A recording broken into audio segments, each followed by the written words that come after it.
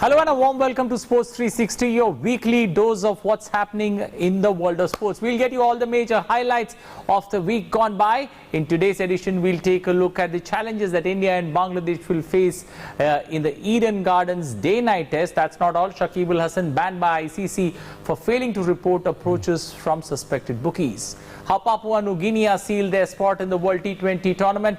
Rise of the badminton double stars in Indian badminton. Lots to look forward to in the next 30 minutes. First up, let's take a look at the top story we are tracking this week.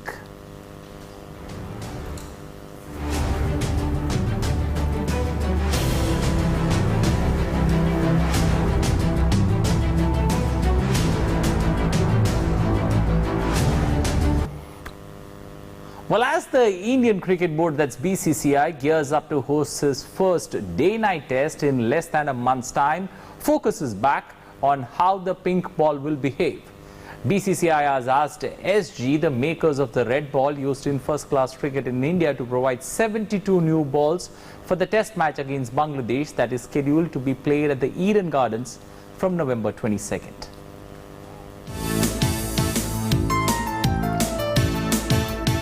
India and Bangladesh get ready to play test cricket in whites and under lights with pink balls. The Indian team management has asked for balls that behave similar to how the red balls do in India.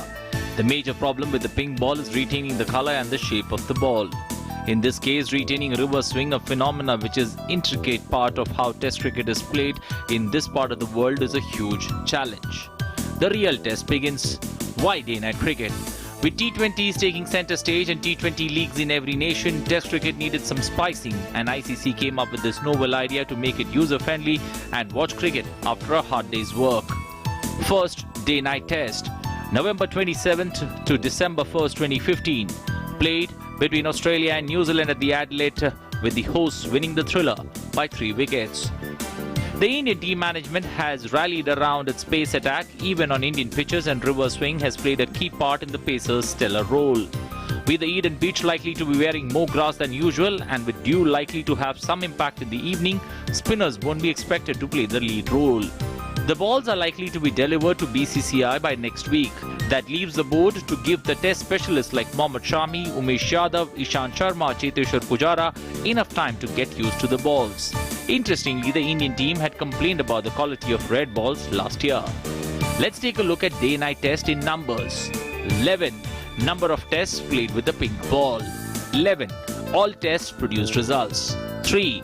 Number of tests hosted at the Adelaide Oval.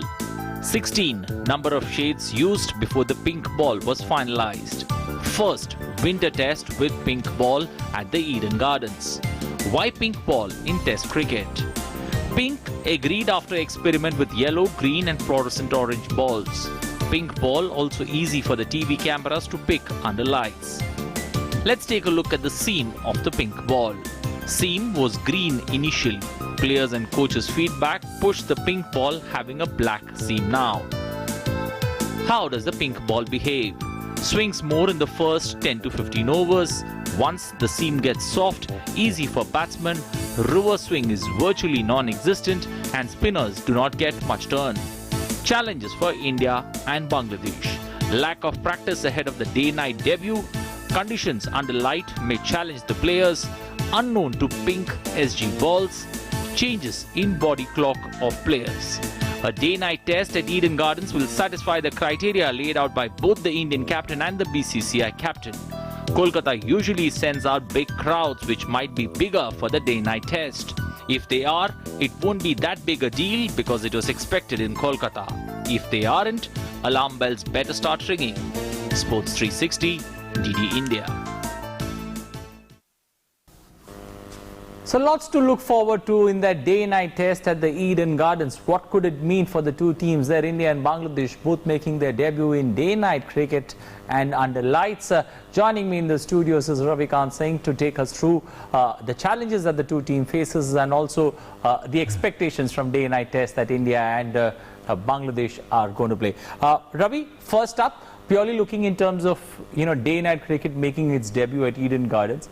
Eden Garden generally provides good crowd.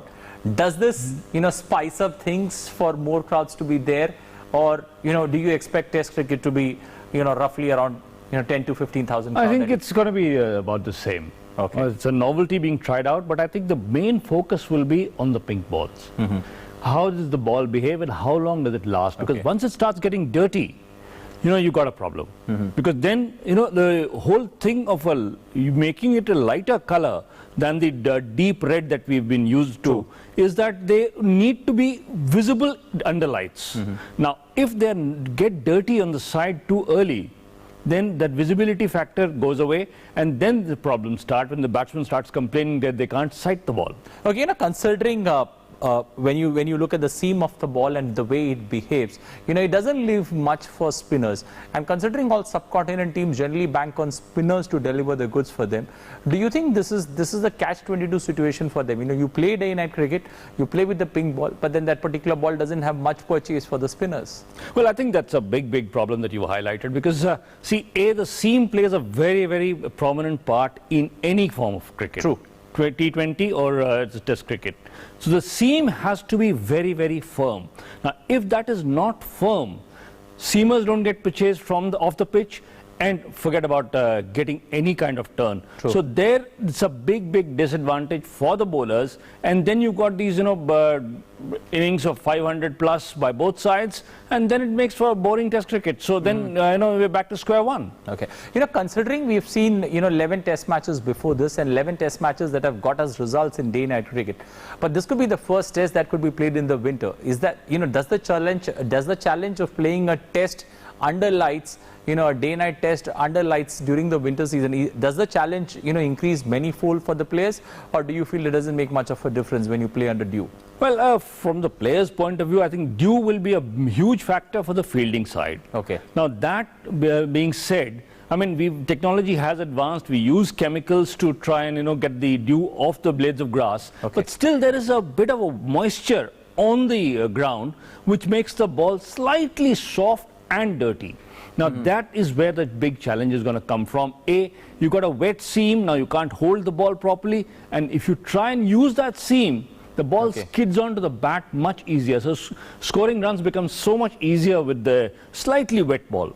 It's going to be a huge challenge, but it's going to be equally anticipated to see that India and Bangladesh both making their Test debut playing under lights. One quick word before I let you go on that. Considering both the teams are going to make their debut, do you think the body clock? I was listening to many former players talking about it. It becomes tough on the players, especially the body clock, adjusting to the body clock, playing under different zones.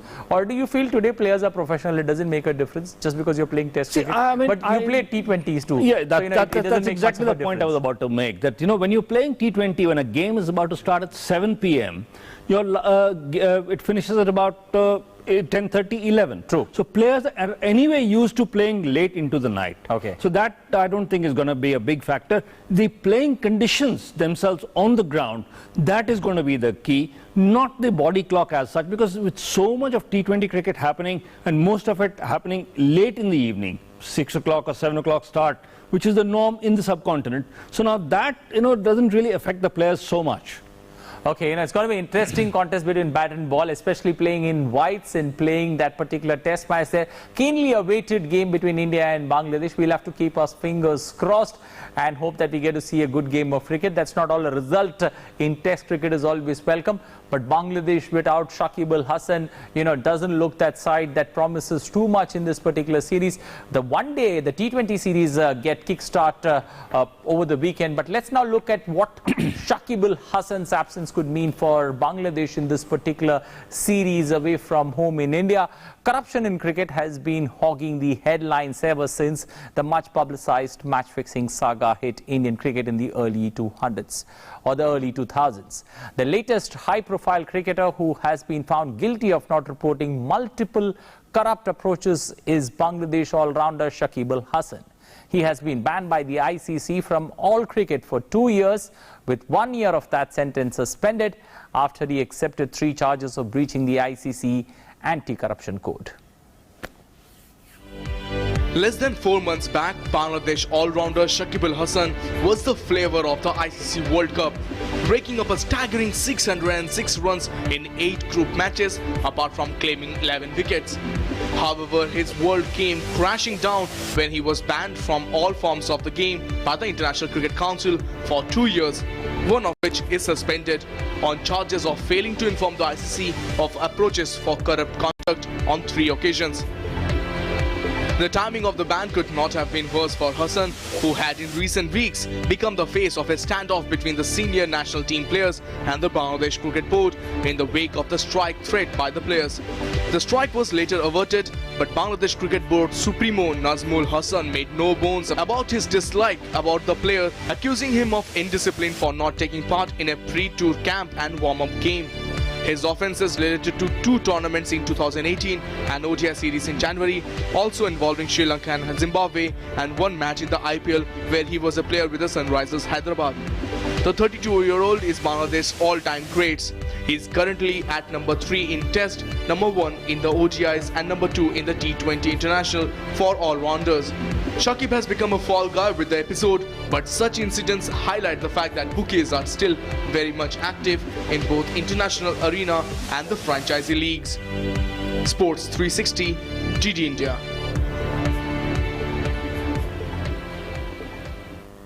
Well, bookies still exist and bookies still revolve around cricket, and however hard ICC tries, they find some or the other way to sneak in, and Shakib Al Hasan's recent case is a clear-cut example of that. Let's once again get Ravikant back. Ravi, purely looking at this Shakib Al Hasan incident, we're talking about many incidents which went unreported. What stops a player from doing so? When you've been approached by a bookie, it's always nice to tell the ICC anti-corruption code officials who are there along with the teams today in any ICC tournaments. Why don't you inform them when these kind of things happens, not only at ICC events but also even in the Indian Premier League? No, I mean, it's beyond explanation. Why an experienced, if it was a rookie, a 21-year-old, I would have understood that, he did not know what to do. But with a man like Shakib Al Hasan, who's been around for, a decade plus, now, if he is not reporting, then there is something to it that more to it than meets the eye. Okay. Because not reporting multiple approaches by the same bookie, then you have a problem.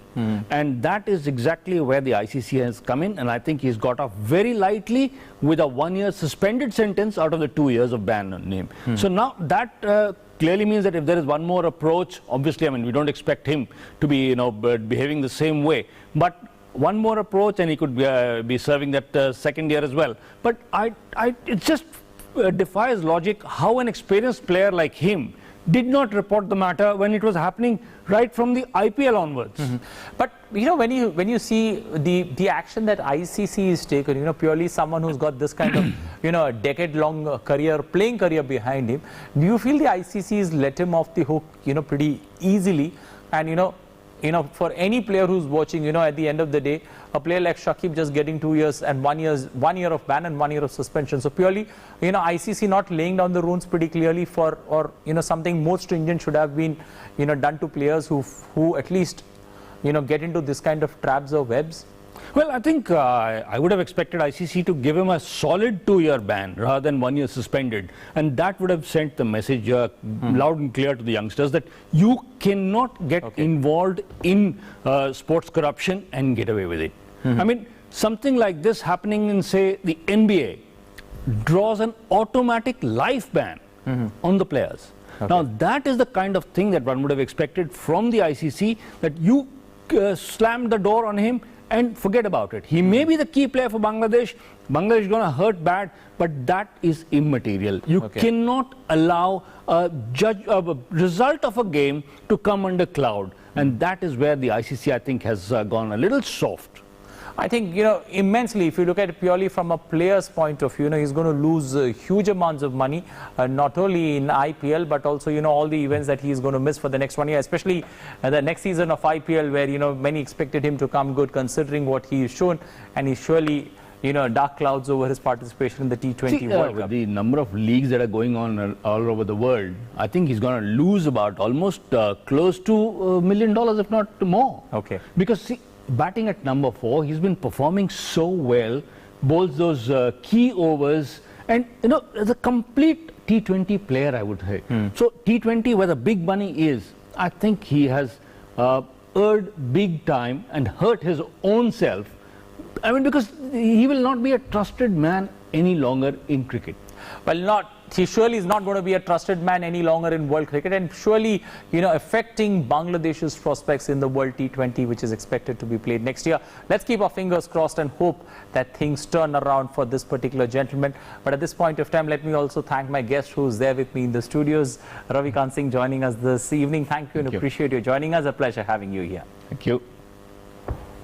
Well, moving ahead now, Papua New Guinea are the new sensations of world cricket. The team secured their place in the ICC Men's T20 World Cup in 2020 in Australia next year, the first time they will feature in a World Cup in any format. PNG first defeated Kenya by 45 runs in a thrilling morning match, and the failure of Netherlands to then beat Scotland in 12.3 overs of the chase meant PNG could book their tickets to the Premier event down under next year. Let's take a look. Finger goes up, another one, and cheers down there because their trip to Australia is guaranteed for the first time. Global cricketers hailed one of the sport's feel-good stories of the year after Papua New Guinea dug themselves out of a huge hole at Dubai qualifier to book their maiden appearance at the T20 World Cup in Australia next year. The scenes at the Dubai International Stadium at the 12.3 over mark of the Netherlands-Scotland clash, watched eagerly by the whole PNG side in the stands, was one of unbridled joy. It will be their first major ICC tournament. Having headed into the final day of the group stages of the ICC Men's T20 World Cup qualifier 2019 as favourites, they were top of Group A with a superior net run rate to second place Netherlands. PNG nearly made a mess of things against Kenya. They were reduced to 19 for 6 within 4 overs, and at that time it seemed they had blown their opportunity to secure automatic qualification. However, led by Norman Vanua's fighting 48 ball 54, Papua New Guinea recovered to post 118 in 19.3 overs. Then it was up to the bowlers. Kenya had Irfan Karim scoring a 22 ball 29, and that meant they were 40 for 1 after the power play. However, the slide began. There were only 2 more scores that reached double digits. Collins Abia made a 19 ball 10, and Aman Gandhi fought to a 25 ball 14. Asad Wala returned a brilliant 3 for 7, and Nosaina Pokana provided superb support with his 3-wicket haul. Kenya were bundled out for 73 in 18.4 overs. And having done their bit, PNG players waited in anticipation for Netherlands' result. The Dutch won by 4 wickets, but it wasn't sufficient on the day. They will have to go through the playoffs to reach Australia. Papua New Guinea is part of a great arc of mountains stretching from Asia through Indonesia and into the South Pacific. It is the 55th largest nation in the world, with a population of about 7 million. And as for their future in cricket, they can already plan their itinerary for a trip down under next year. Sports 360, DD India.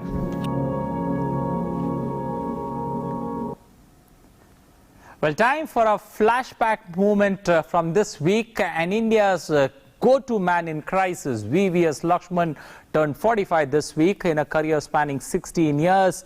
Very, very special. Lakshman scored 8,781 runs in 134 test matches at an average of 45.97. As far as ODIs is concerned, in 86 appearances, he made 2,338 runs. Watch him in this amazing flashback collection where he scored that deadly 281. India following on, coming down in a position that he was not comfortable in, but surely making a match of it as India came back in that Eden Gardens test match, salvaged to bounce back and win that test match and also the series with thanks to VVS Lakshman.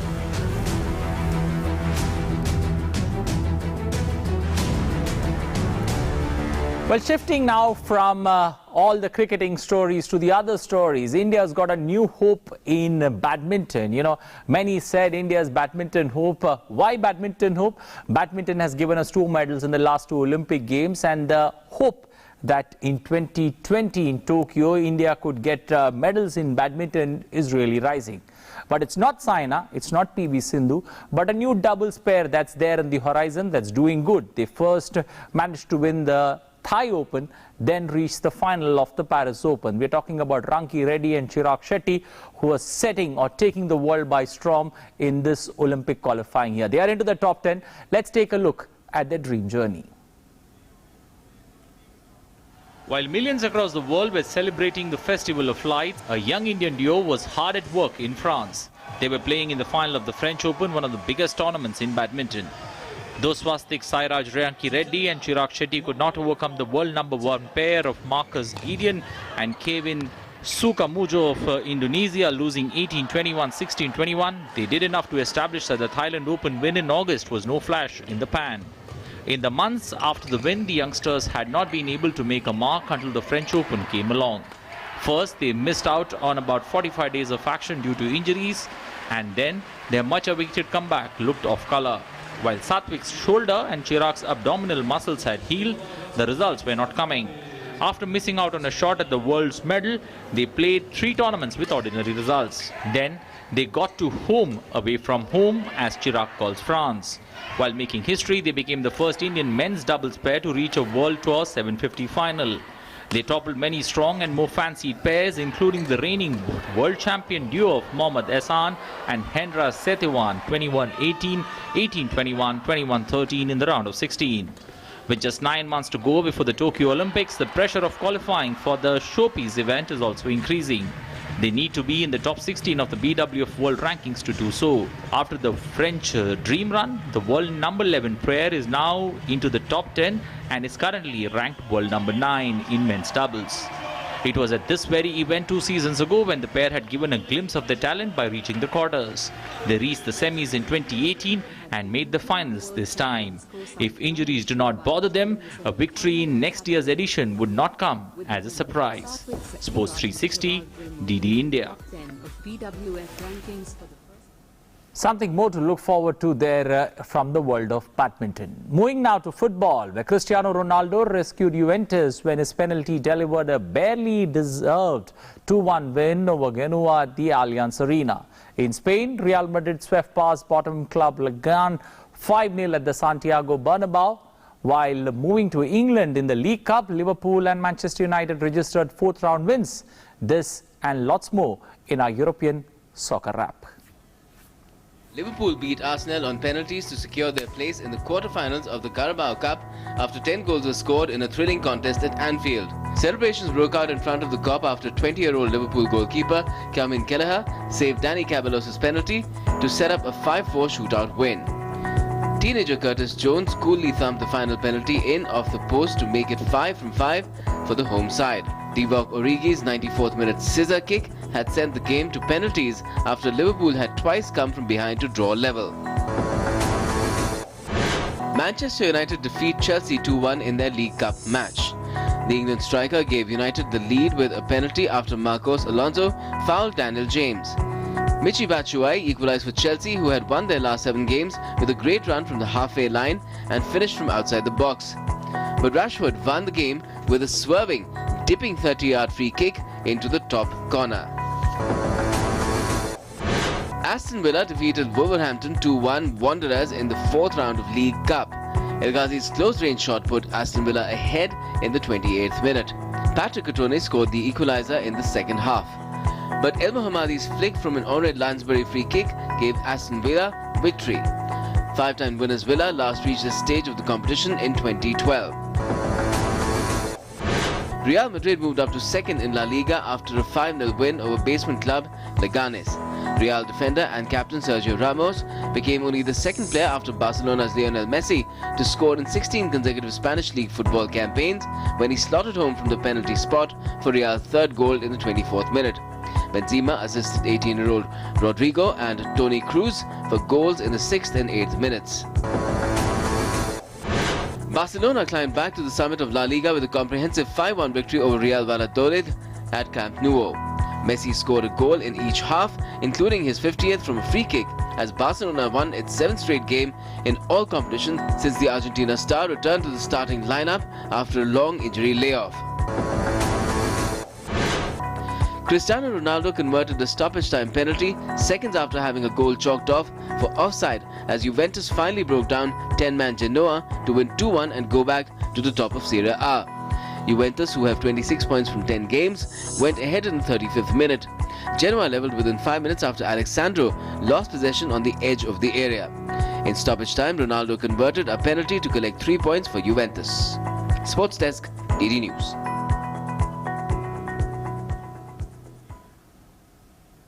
Well, after a look at that European football club wrap there, it's time now to take a look at the goal of the week. Our goal of the week is picked from the League Cup. Manchester United versus Chelsea, and Marcus Rashford, scoring a brace in that particular win, but scoring a stunner against Chelsea in that League Cup match. The winner done by Cristiano Ronaldo, who's now with Juventus. Well, time now for the player of the week. Our player of the week is not from football this week, but our player of the week this time comes from the world of golf, and Tiger Woods equaling the PGA Tour record of 82 tournaments wins with victory at the Zozo Championship. The 43-year-old world number 10 has 7 holes to finish in Japan as he matched fellow American Sam Snead's record set in 1965. It was his first event since having his 5th knee operations 9 weeks ago. Tiger is roaring and is just 3 short of Jack Nicklaus's record of 18 major titles. The golfer, our player of the week.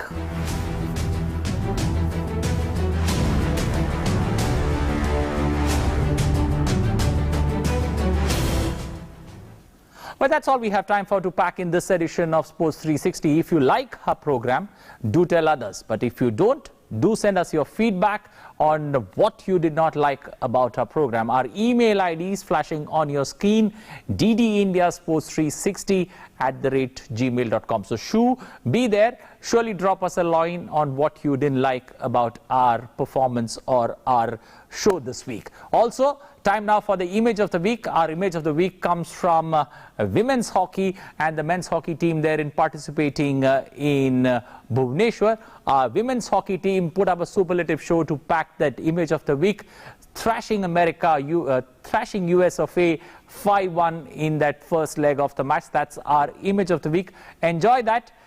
Play some sport. Also watch good sports over the week ahead. Thank you. It is a pleasure having and being with you this week. Bye-bye.